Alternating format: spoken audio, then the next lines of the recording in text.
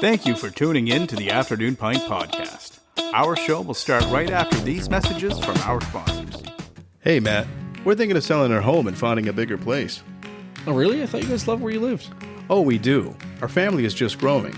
With pets. A dog, a cat, 2 guinea pigs, a hamster. And you're planning on getting more? Maybe a goat or a crocodile. Well, I have the person for you. Kimmy Najad is an experienced real estate agent who prides herself in finding the perfect home for her clients. We're just browsing now. I'm not sure if we really need a realtor yet. Yeah, no worries. Kimmy can help you with the comparative market analysis to help you determine the value of your home if you're planning on selling, or help you determine the going rate for the neighborhood you're moving into. She can also work at your pace. Awesome. All right, I'll give her a shot. What's her phone number? On Facebook, Kimmy Najad, Exit Realty Metro. Her phone number is 902-880-8429, and her email is kimia@exitmetro.ca. 902-880-8429. Awesome. Thanks. This episode is brought to you by Strategy Up. Strategy Up is a business consulting firm led by Mark Zerka, who has over 20 years' experience in building commercial strategies that will up your game, organize your teams, increase your productivity, and grow your business. Whether you're a construction company looking to grow your revenue or a busy restaurant owner just trying to keep the doors open, Strategy Up can help. Strategy Up's boutique-style consultations will help you improve business process across nearly any industry. Being a successful entrepreneur does not mean you have to be an expert in everything. Strategy Up specializes in building a relationship with you. Once pain points in the business are realized, Strategy Up will introduce process and technology that will power up your game to the next level. A successful business requires investment. Your next step towards growth starts now. Email info@mystrategyup.com for a free business discovery call. Up your game with Strategy Up. This podcast was brought to you by Dan Lomas, that's LOMAS, of lomasfinancial.ca. Are you a small business owner who wants to keep more of your hard-earned profits and pay less taxes to the CRA? Do you want to plan for a comfortable and secure retirement? If your answer is yes, then you need to talk to Dan Lomas at Lomas Financial. Dan Lomas is a financial advisor who has been helping successful entrepreneurs and business owners for over 2.5 decades. He utilizes customized solutions that can help you keep your earnings, dramatically reducing passive income tax. Dan Lomas and his team will help you transition corporate wealth into personal wealth by utilizing customized executive pension plans. Dan will show you how to convert business wealth into personal wealth in a professional manner. Don't let the CRA take more money than they deserve. Don't let your retirement dreams fade away. Contact Dan Lomas today and let him guide you on your path to financial success. Visit Dan Lomas at lomasfinancial.ca or call him direct at 902-209-0855. That's 902-209-0855. From far and wide we drink tonight with folks from all around. So pour one up, enjoy this is my first time. I'm following you. Okay, we're gonna do a virtual cheers. Ready? When everybody's got their beers poured. I'm feeling the pressure of everyone watching me pour this on a Zoom call now. Let's just check the head there. Oh, it's a little heavy. No, it's okay. That's perfect. I'd leave a couple fingers there. That's perfect. Cheers. Cheers. Welcome to the Afternoon Pint. I'm Mike Tobin. I'm Matt Conrad. And who do we have today? My name is Dana Jones, also known as Pints of PEI on Instagram. Pints of PEI. Yes. Nice to meet you, man. Nice to meet you too. Thanks so much for having me today. So Dana, you are the representative of PEI for the Afternoon Pint for us drinking across the country. Mm-hmm. Amazing. So yeah, I don't know if that was a democratic or a meritocratic kind of thing, but yeah, out of the couple dozens of people here, I am honored that you chose me. So fantastic. That's awesome. Well, you do some great stuff, and honestly, you're a proponent for craft breweries. Yes, obviously for PEI, but beyond that too, actually. Yeah. So it's I think it'd be a pretty good chat. You're also a recent award winner. Yes, I am. It happened. It actually happened in Halifax with the Canadian Brewing Awards, their inaugural Ambassador of the Year award. The only person who was not a brewery or a beer, not that people are beers, to actually bring home an award. That's awesome, man. That's really, really cool. Yeah. Thank you very much. Thank you. Yeah, So, congrats on that. We got to start the show with what are you drinking? PEI, Yeah. what's the beer of choice that you brought with us? What with you? Yes. So you can count the number of breweries on PEI on both hands, which is great. So I'm actually today drinking one of, fairly certain it is the smallest brewery here on Prince Edward Island. It's Village Green in Cornwall, PEI. I think technically it's what can be classified as a nano brewery. It's actually set up in the old post office in town. So think a very small kind of squat square building, but all of the brewing equipment in there was actually hand designed by the founder, owner, head brewer, literally everything for the brewery, Brian Carver. And everything he designed was like on the back of a napkin. He like drew it to the specifics of the room it's all in. And that man works magic out of that little back room, I got to tell you. Cool. But specifically today, I'm drinking their Sabro single hop pale ale, which is a classic that he brings around every now and again. It's quite tasty. Okay. Keeps it simple too, eh? Nothing's much special to the can. No, it's it's what's on the inside. It's what's on the inside that really matters with these ones. No, you know what? There's something to be said about that. Like some of the best beers in the world, they don't even have labels. They let the beer speak for itself. It's true. They're just made in a tub. Yeah. No? Yeah. Okay. That's moonshine. What are you drinking? That's a whole different PEI thing. Okay. So the previous guest, the one I missed because I had pneumonia, Henry Hussey. Yeah. Okay. So he sent some beers down from us from Banish Brewing in Newfoundland. Oh, it's invisible beer. The can's banished. Yeah. Okay. Amazing stout though. This is my first taste of it. It's a 9%, which is crazy for a stout, dude. But man, it tastes amazing, and you would not know that this was a high alcohol beer. And as you can see, also I have my new bar I just installed behind me, so I'm going to be really busy after this show. Yeah, looks good back. Matt, what do you have, buddy? I am not drinking a beer. So what I am drinking, my wife is a teacher and she's getting close to the end of the school year, and she said to me today, I feel like having a drink at supper time. So there's a liquor store not far from me. So this is the crushable, very, very crushable thing right now. Ooh. From Blue Lobster. We'll give them a good shout out because they're awesome. They do sodas and lemonades and all stuff. And this is a raspberry lemonade. It is taking everything in me to not down this entire can in about 6 seconds because I feel like I'm 10 years old again.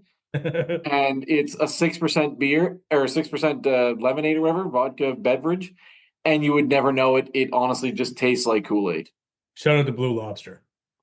Yeah. That sounds amazing. Oh, it's tart too. Like it has a little like lemon and raspberry. It's cool. Yeah, it's a must try this summer. You could probably get 6 of them down before you even realize what hit you. Are they doing this up your way, man, Dana? Are they doing the seltzers, some of the microbreweries, or are they getting involved with those? No, Blue Lobster is just seltzer, sorry, but a lot of the other microbreweries have kind of jumped on the seltzer thing. Yeah, certainly. There's definitely some of the breweries here on the island that have kind of looked to diversify their portfolio, right? Get into seltzers. They're super popular, especially if you want to bring in that clientele to a brewery who like don't drink beer, right? It's super smart. So just here on the island, we've got like the PEI Brewing Company, who like also involved with Gahan. They have the Colliding Tides brand. That's from here. Bogside Brewing in Montague have their Snap series of vodka seltzers. And Copper Bottom, also from here in Montague, has their series as well called Bantam. And I think, and Upstreet has recently dabbled with a local business owner to create some sparkling vodka beverages. The first one was kind of a spin on the raspberry cordial from Anne of Green Gables. So it was kind of like a vodka version of that. And they just came out with a lime breeze kind of lime version of it too. It's a brand called Salty Poet. It's pretty nice. I like the name, Salty Poet. Yeah. Cool. That's you, Tobin. I'm a salty. I don't know. Poet. I was gonna say you fit the bill. I mean, like when I did a little Instagram reel for them, I made sure the beard was huge, put a hat on, nice sweater, down by the water, and just was spitting bars. Oh, yeah. nice. See, Tobin was really into hip hop at one point, and hip hop is just poetry. There you go. Yeah. That's it. So there you go. Salty Poet. I love that name. So PEI, you mentioned Upstreet. I love Upstreet. Those guys are great. Their white noise, their white IPA is like a go-to when I can get it. I said that before. Yeah. Yeah. Yeah. It's really, really good. So they're a staple, but I mean, I've been liking craft beer for a long time. I don't know what the oldest one is in PEI. You might know, but I do know that Gahan's been around for a long time. I mean, they've blown up. They're everywhere now. No, how long has Gahan been around? I didn't know. Like, I mean, I remember when they popped up and got popular, but The early 2000s, from what I remember. Okay. Yeah, so PEI Brewco for sure is the brewing company here on the island that has been around the longest. Yeah. Okay. Do you know when they started roundabout? Early 2000s, I think. I feel like I Okay. just looked this up a couple of weeks ago, and I should know this. I'm not being a very good ambassador no. for PEI craft beer. That's fun. Don't stress, man. No, just Yeah, dates are hard to remember, especially when you drink lots of beer. exactly. That's It it. don't matter when you drink enough beer. I'll tell you, Gahan House, though. I don't know what if if they're one of your favorites, but I can tell you at one point in time, back when they were, and it's been it's been a couple of years since I've been to PEI, but I do know that are they still in that old building that they were in, like just down from the church? Yeah, they are. So it's one of those little side streets that the Gahan House pub is right there. Yeah. Mm. Yeah. So they, I used to love that, and like just almost like adjacent up the street is the what is it? The Irish pub there. What's the name of it? Oh my gosh. Yeah, I know exactly what you're talking about. I used to go there all the time. It was an Irish pub and oyster bar, and it's just escaped me. But I used to go there all the time when I used to do trips over to PEI. Oh my gosh, yeah. That's killing me. I can't believe I can't remember the name of that. Either way, but I mean, going to Gahan, I used to make special trips just to go there because at one point in time, Gahan's red, like their red was probably my favorite red to drink. Mm-hmm. Red's a style I'm really weird and picky with, even though it's not my favorite style. Like it's a style that like, I can hate it real quick and I can instantly love it when it's really, really bang on. And PEI, the Gahan was, I used to come back with growlers from it all the time, just the red alone. Yeah. Well, they certainly have a beautiful spot in Halifax here. I'll tell you that. Gahan knows. I was going to say, because the Gahan beer here is great, but I hear that there's a lot of great stuff coming out of the Nova Center one. That's where a lot of like the photo aged stuff that they're doing is coming from, like the table beers that they were experimenting with a little bit there. So yeah, a lot of cool stuff is coming out from Halifax. Yeah, yeah, and they're all owned by the Murphy's Group, which are there. I mean, they're a huge organization in PEI and parts of Nova Scotia as well. Yeah. Mm-hmm. Oh, yeah. Yeah. So what's the? Do you happen to know, like, if they were coming to PEI and they were like, you have to? I mean, I know you have, you said 2 handfuls, but what's like a can't miss beer, like, or brewery? What's your go-to? Ooh, that's a really good question, and it's a tough one too, because it's like each of them is just so incredible and special in their own ways, and is like, I don't know, they all have things worth visiting for. And I mean, I guess if I'm talking to somebody who's like looking for recommendations, I think it really kind of depends on like where are they going. Like if you're going just to Charlottetown, then I would probably recommend something from there. Or like if you're doing some more exploring, like if you're going down east to Montague, if you're going up west to like Tignish or O'Leary, like there are different ones that I would recommend, right? But the one who's like, it's so hard to pick just one. Man, I gotta say, special shout out to Lone Oak and a lot of the work that Spencer Gallant is doing as head brewer there. I mean, I'm going to let you in on a little secret. Not that it's much of a secret. I've talked about this on my account before, but I'm not actually from Prince Edward Island. I'm And they let you stay there. I Oh, know oh. it's wild because my wife's from here, so I had to marry in. It's all good. I got grandfathered in. Shut down the call, Um, guys. This has been nice. Yeah. Yeah. So yeah, I'm technically a come from away, or like I like to call a islander by choice. But yeah, so I noticed that as being someone from Ontario, like the beer styles here on PEI were just like not quite the same as what you would expect to get in like on the Ontario craft beer market, right?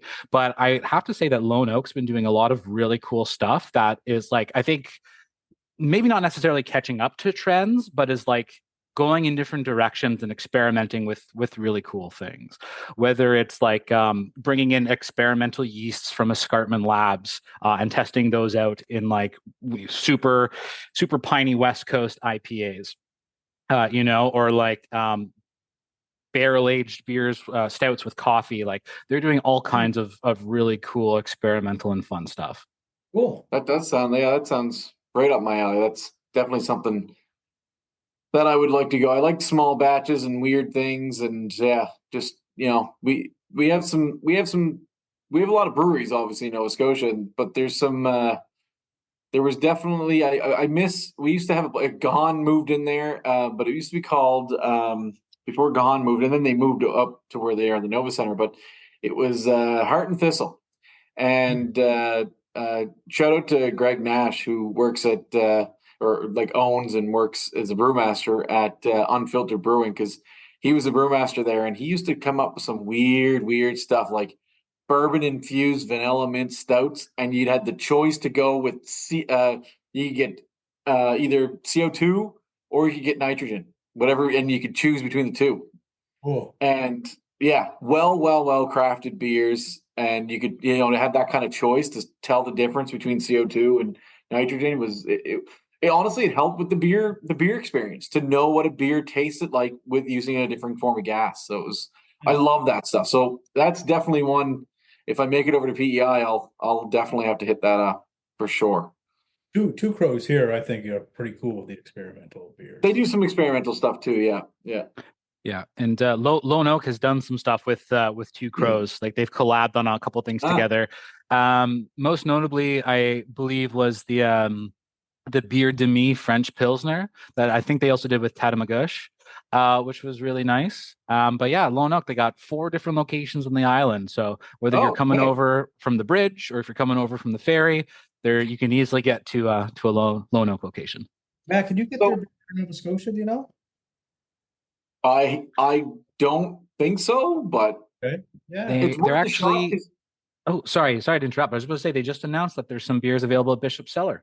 I was just about to say, if anything, it's going to be a Bishop's Cellar, because their guys, they carry some of the stuff. They carry Banish. They carry some places from around like Atlantic Canada. So that's exactly what I was going to say. Is if they're anywhere, it's going to be Bishop's. Their Bishop's is they bring some interesting things in. So we'll have to make a journey down there. That's for sure. And check out some of the other beers that we can't normally get in the NSLC or some of the other private ones. But so if you're not from PEI, where are you from?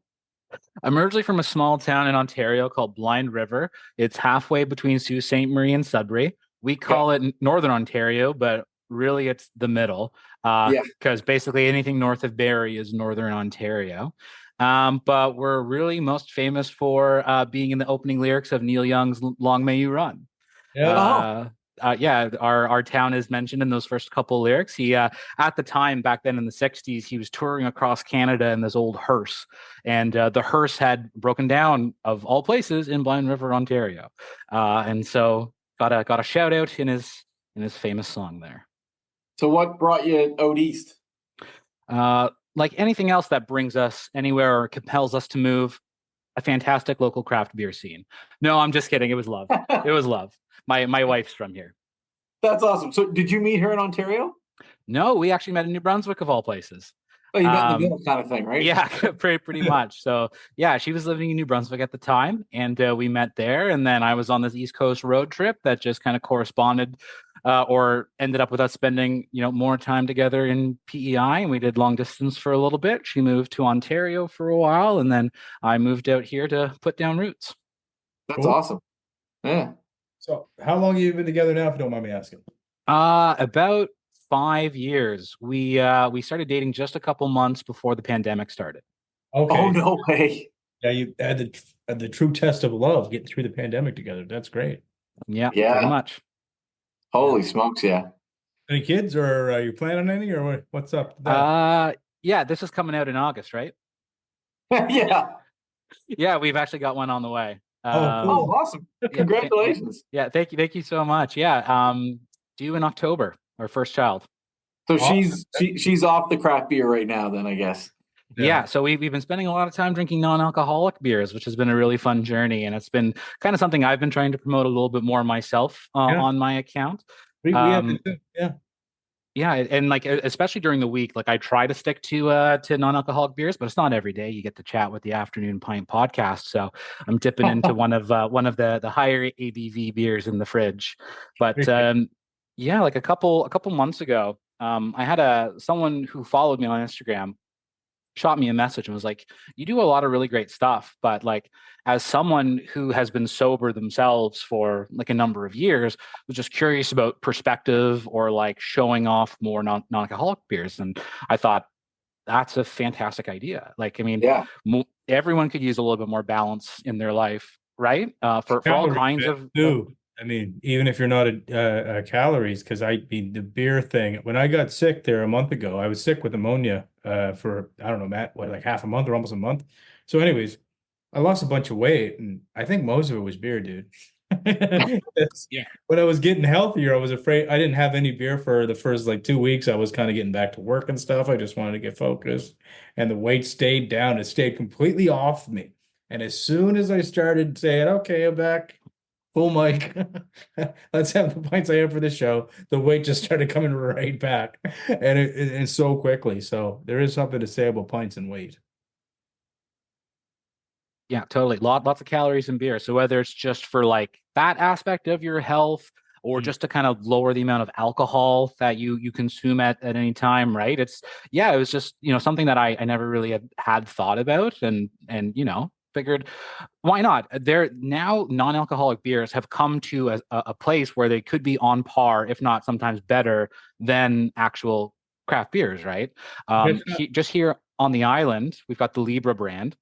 Yeah, I love that. I talk about that all the time. Yeah, fantastic. Yeah, and they're expanding like nationwide now. They just announced that they're available in like Costco's, in Ontario and New Brunswick and Nova Scotia. So like that's a huge brand. So it's like it's just really awesome to see that there are, if not like low or like no to low alcohol beverages that are just as good as regular. Not regular. For a long time, it was garbage. For a long time. Sorry, what? Oh, just for a long time, it was absolutely garbage. Like non-alcoholic beers. Yeah, they were just, I don't know, maybe just because it wasn't being taken seriously. There was no effort being put into it. It was like, this kind of tastes like beer, and here you go. It wasn't a craft market thing then either. It was just more of a generic thing, like your Bud Zero. Yeah, like if you wanted a non-alcoholic beer like 5 years or more ago, realistically, you had to go and pick up a German beer. Because German beers have been making craft non-alcoholic beers for a long time because they have to. You can't make a beer that's not properly like crafted in Germany. Basically, they have a law to do it, right? So you really had to go to Germany in order to get a good non-alcoholic beer. Now everyone's kind of catching on because, as much as it's great to sit back and have a drink and stuff like that, there's also times, especially I have a young one, and not easy for me to just get a drive home because it's not like you're going to wake up a 2 or 3 year old to go pick up dad who's had 6-7 beer and can't drive home. Same here. And all that stuff. But I could go and grab a 6-pack of non-alcoholic beer and sip away and enjoy it and drive home. Yeah.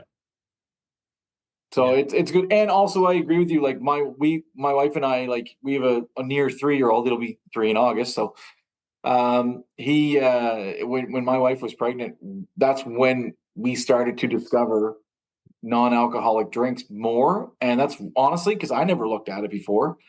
It's actually when I discovered how well the scene has come along and how much better it is. Because not just beer. Like there's other drinks too. Like there's non-alcoholic drinks. There's a particular non-alcoholic drink that's from Quebec. That's a rum and coke. And if I gave that to you, you think I served you a stiff rum and coke, and there's no alcohol in it at all.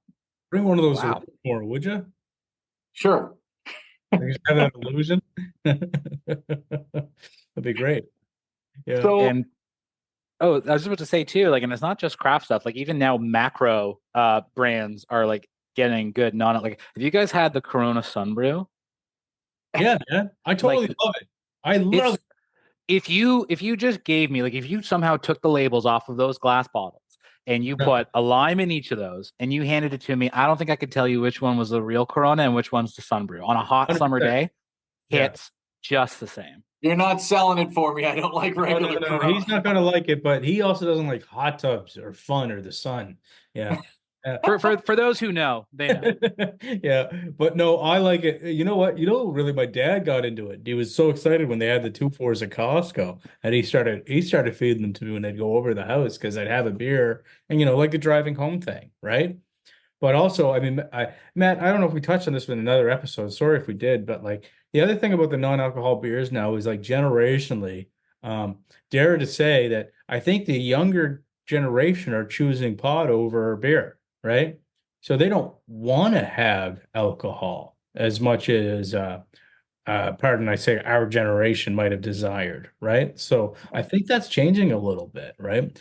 I said before on the show, I've been out to bars on the weekend and having a drink with a friend, and I look over and the kids are on a date and they're having coffee, and it's 9 o'clock on a Saturday night, right? And you're like, well, that's different. And I think You're that's not going to sleep, but that is different. well, hey, anyways. I mean, if the day goes well, I mean, Yeah, exactly. Yeah.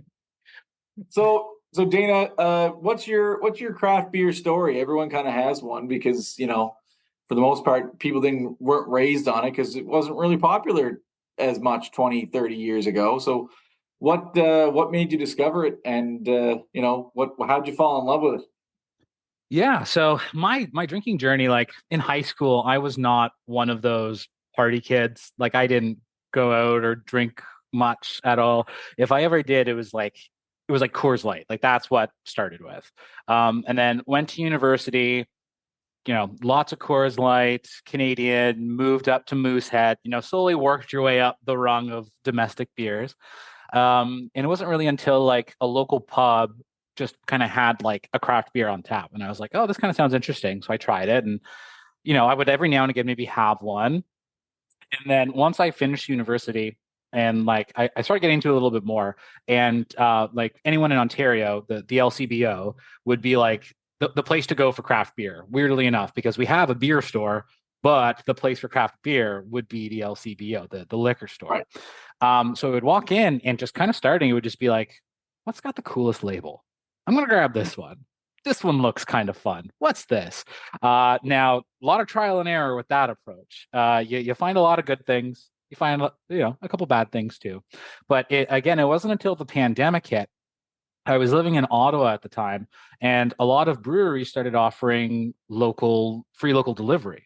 Yeah. And I think that this was something I was listening to the episode that y'all did with James Mullinger, and you were chatting a little bit about how places were like delivering beer to you during that time. And it was the same thing for me, where it was an opportunity to like, I can't leave the house, I can't go anywhere, but I can get craft beer brought to me. Well, why not try as much as I can? I'm not doing a whole lot else right now. So that's really kind of where it started. And then in terms of like talking about it on Instagram, I would like see that I would start following breweries myself, and I would see that they would like reshare content done by other people. And then I found this whole other kind of community of people who talk about craft beer on Instagram. And I lurked in the shadows for a while. I just kind of watched what other people did, learned a little bit, liked, shared things. But after a while, I started kind of like doing it myself, and then ended up moving from Ontario here to PEI. And I just found it was like a really great opportunity to get to learn more about my new home and get connected with people in the community and support local businesses and get out and go from tip to tip. So you take it very seriously. What's your day job? My day job, I work in health tech. So I do like customer support, sales kind of stuff. So you can probably tell by the headset here that I have a work from home setup. I'm on the phones pretty often, but so during the day I'm able to work from home and work for that job, and then on the evenings, on the weekends, like to make content and talk about it on Instagram. Awesome. That's awesome. Yeah. I mean, that's not really much different than us. We have day jobs, and and then we just talk to other people and have drinks. Well, gosh, how else are people our age supposed to be able to make friends? Exactly. I mean, what else are we supposed to do? No one's scheduled play dates anymore. I mean, you got to go to the local brewery. You just wait. I know it's coming. Yeah. You're about to get scheduled for play dates. Yeah. It's going to be a real drop off in Pints of PEI content over the next couple of years. Oh yeah. But it'll still be nice. Just keep it up, man, because it's fun to got to see something going for yourself as you're raising a child. 100%. Yeah, exactly. Yeah. So like the award thing. So like, what did that like kind of look like? What did that feel like? Kind of thing. How do you even get considered out of all the people? How is Dana the one who's like, hey, that's the guy? Yeah, that's a great question. I'm still not 100% sure myself. Just kind of early on in this journey as Pints of PEI, I received a message from the Canadian Brewing Awards, and they had asked if I wanted to be involved as an ambassador for them. And cool. Working as an ambassador was just kind of involved, like helping make content, promote awareness. For the Canadian Brewing Awards, there were a couple of us who were chosen. Shout out to fellow Canadian Brewing Awards ambassador from Nova Scotia, Ryan Gully, Craft Beer Gully himself, was an ambassador as well. Yeah. It was our job to like reach out to breweries, help kind of get the word out and see if folks would be interested in going to the conference. So I got started with them in 2024. No, it is 2024, 2023. When it was in Halifax. So I came down for the awards. It was at the convention center, which is right around the Gahan Nova Center. So it was a bit of a surprise because like they had never done anything like that before. But I guess they just liked what I was doing for them, and so made a little award for me, which was very kind. It was a very nice surprise. That is very cool. Did they pay you, or was this volunteer work? There was a payment involvement to it. So it was all based on us like trying to drum up word for breweries, right? So we would have like a link that would allow people to buy tickets, and if they bought tickets through our link, it would help for us. But yeah, they took care of us. It wasn't all just free time. Yeah, that's the main thing. Yeah, good for you. Yeah. They could have paid me in beer, and I would have done it for them. Well, that was a huge aspect of it too. Like, there's a lot of beer that gets submitted to the Canadian Brewing Awards, and if a couple cans or bottles go missing, and I don't know if I'm allowed to say that, but I did. What? Like, if they want, like, Mike and I will be judges anytime they want. They're always looking for judges if you guys want to. I'm really not a beer guy, though. I just enjoy drinking it. I'm like a thumbs up, thumbs down. I'm not going to give you a whole bunch of exposition. It's like I enjoy this or I don't. That's it. Do you guys use Untapped? I don't. You know what? I tried for one day. I probably should, and I should have for a long time. I actually at one point had a paper journal that I was actually writing everything down. There's this little Hello Kitty notebook you carried around all the time. No, sorry. Keep going. That's great. It was a 9% beer. It's starting to kick in. Yeah. Seriously. Yeah. No, no. It was just a plain black leather notebook. But I was keeping track of a lot of it for a while, and like I see what I've people who've listened to the podcast probably know. I've actually been drinking craft beer since 2005, roughly, kind of thing.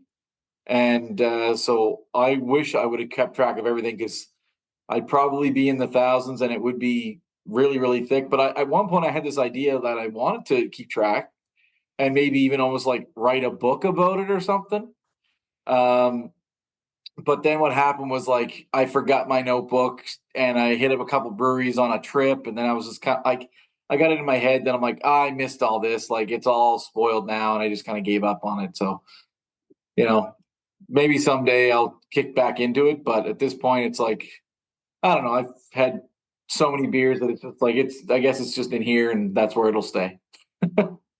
Let's switch up the conversation a bit. So PEI, people that are from away that are going to hear this podcast, Yeah. across Canada, what's some of the funnest stuff to do in PEI, in your opinion? Yeah, well, I mean, when you live on an island, you're not too far away from a beach. And honestly, just like again, as someone from Ontario, I'm still adjusting to salt water. I'm a freshwater guy. Northern Ontario, lots of beautiful lakes, swimming in there, Lake Huron. So still getting used to salt water. But I mean, I feel like when I was younger, like 10 years ago, I probably wouldn't have been as excited to just sit on a beach and not do anything for a couple hours. But now it's like, sign me up, man. I'll bring a book. I'll just sit. I'll chill. It's great. The waters are pretty warm though in PEI though. Like you guys have fairly good, like fairly warm waters compared to what we're used to in Nova Scotia, at least on the Atlantic side. Yeah. Yeah, again, maybe I'm just an Ontario coward, but I put my toes in the Atlantic Ocean and I shrivel up. It's I'm still working on it, but well, like you guys, that Northumberland Strait's all right. It's all right. I just got to swim on the other side. That's it, on the other side of the island. Yeah, exactly. So Mike and I both went over to PEI for a bachelor party one time. We went to Spike's Paintball. Is that still around?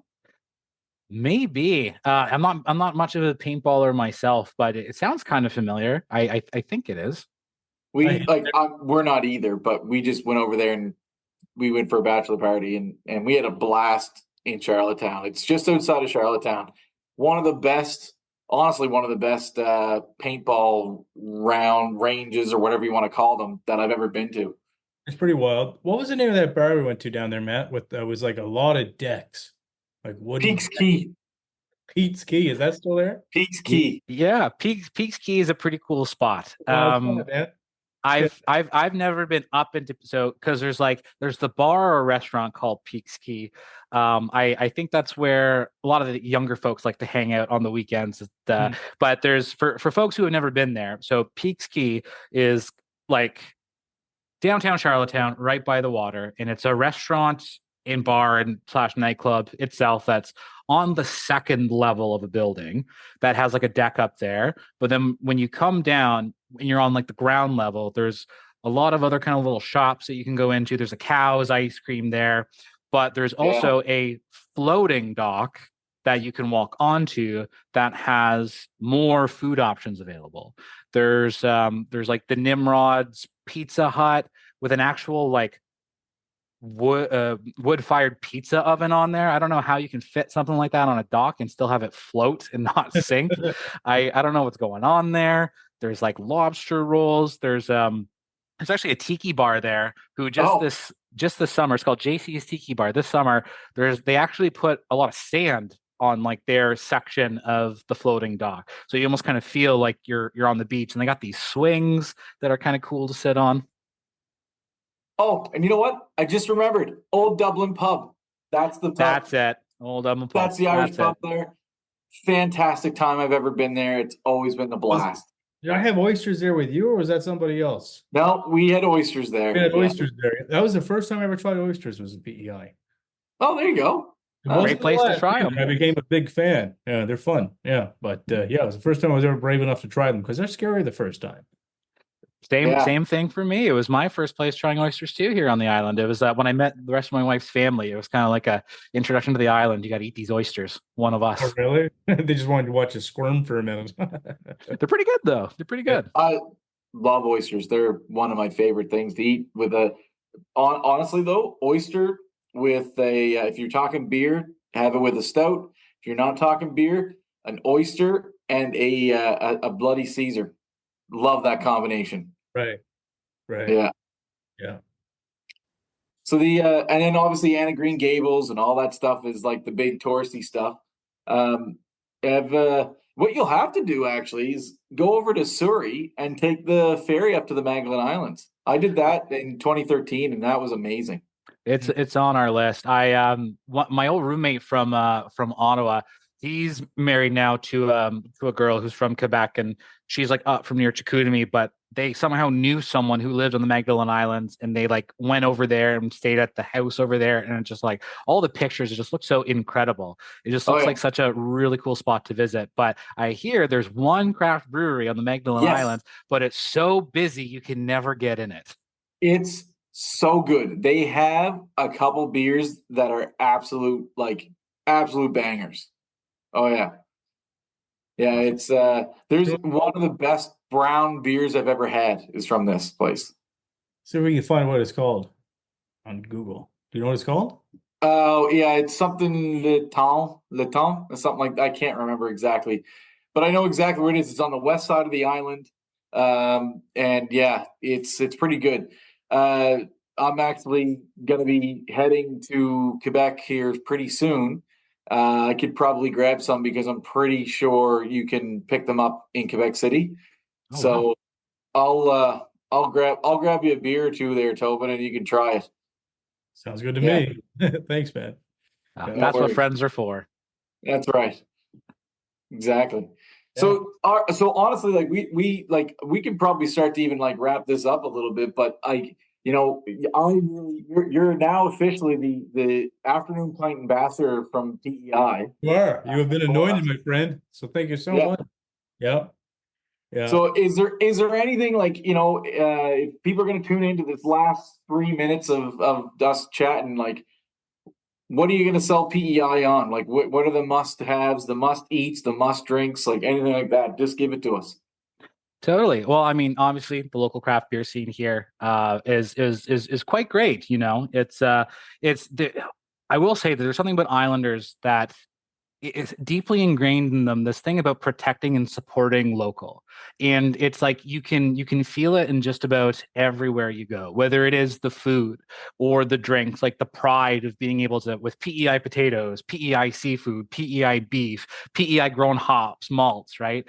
So it's just like, yeah, there's this huge thing about promoting, protecting, and supporting local businesses that you just feel it everywhere you go, and it's a really cool feeling. So whether you're going all the way up west or down east, or you're just right downtown in Charlottetown, you're going to find something pretty incredible, whether it's a bar or a restaurant or a brewery, or even just a park or like a live band or a coffee shop. Like there's so many incredible things to do and see here. And it's not just all in Charlottetown too, right? Like I said, there's beaches all over the place. There are small towns everywhere that full of charm, and yeah, it's really quite the spot. Awesome. Any must-eat places that you can think of? So one of my main recommendations to everybody, and for folks in Nova Scotia might be familiar with it as well, but Hop Yard is the craft beer bar here in PEI, and they had a Halifax location for a little while that shut down a couple of years ago, I think. Yes. But Hop Yard will always be one of my top places to recommend, not just because there's lots of great craft beer there from the island or from abroad, from Nova Scotia. It's not uncommon to see Tatamagouche or Two Crows or Pump House, from New Brunswick on tap there. But fantastic food, and the food menu like changes every month. So you can go in every 4 weeks and have something new every time. I like that. Yeah. Last question. I know we're wrapping up in this. Hopefully this doesn't unpack a big thing. How is the cost of living in PEI these days?